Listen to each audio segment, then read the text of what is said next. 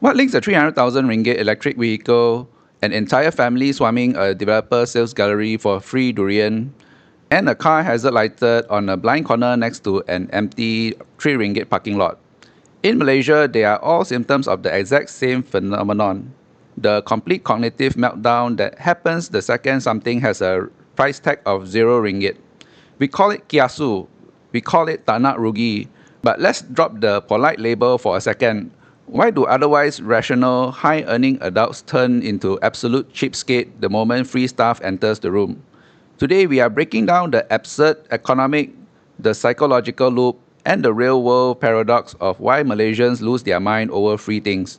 If you live anywhere in Malaysia, you see this madness plays out across 4 distinct battlegrounds.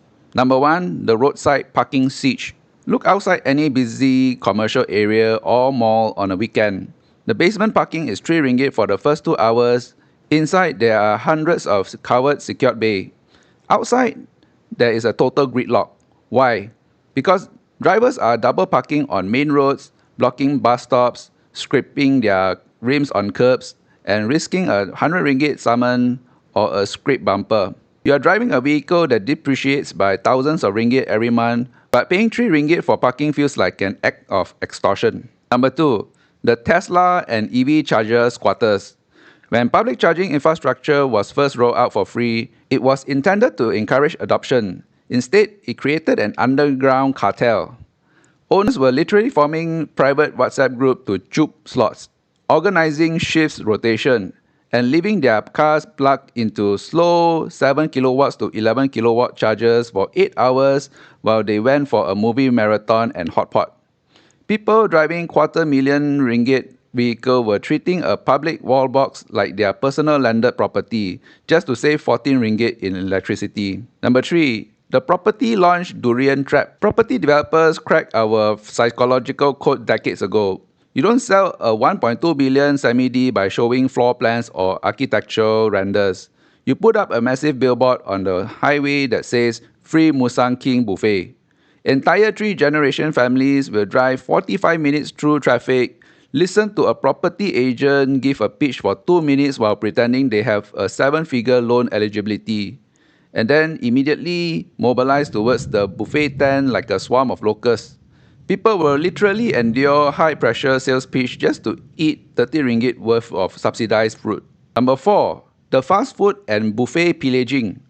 Go to any fast food restaurants with self-service condiments. Watch how quickly the napkin dispenser gets cleared out, or how someone pumps half a liter of chili sauce into 6 plastic containers to bring home.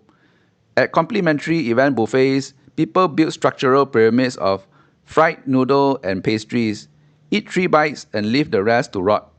The goal isn't eating. The goal is making sure the organizer suffers a net loss. When you actually do the math, this behavior is a parade of financial and logical paradox. Number 1, the fuel to parking paradox. You burn 8 ringgit in RON95 and waste 25 minutes of your weekend idling in traffic to dodge a 3 ringgit parking fee. Number 2, the time value paradox. You stand in a sweaty line under the sun for 90 minutes to get a complimentary 10 ringgit canvas tote bag or a promotional milk tea, effectively valuing your finite life on this planet at 6 ringgit and 60 cents an hour. Number 3, the asset versus utility. Buying a high-end luxury vehicle, yet spending your Sunday stressing over a free charging stall to save the price of a plate of chicken rice. Why does our rational brain switch off? Behavioral economist Dan Ariely explained this through what is known as the zero price effect. When an item costs even 50 cents, your brain conducts a standard cost-benefit analysis. Do I actually want this? Is it worth 50 cents? The second the price hits 0, the assessment mechanism short circuits. Humans don't just see free as a discount. We see it as a scenario with 0 downside. In Malaysia, this triggers our deep-seated terror of rugi, the psychological pain of losing out. In our mind, walking past an unclaimed free perk doesn't seem neutral. It feels like an active financial penalty, while grabbing it feels like you beat the system. Is this just an unfixable cultural flaw? Not at all. It's an incentive problem. Human behavior strictly follows the rule and friction built into the environment. We actually have real local proof of this. Look at what happened when Tesla finally turned on billing for their destination charger in Malaysia at 88 cents per kilowatt.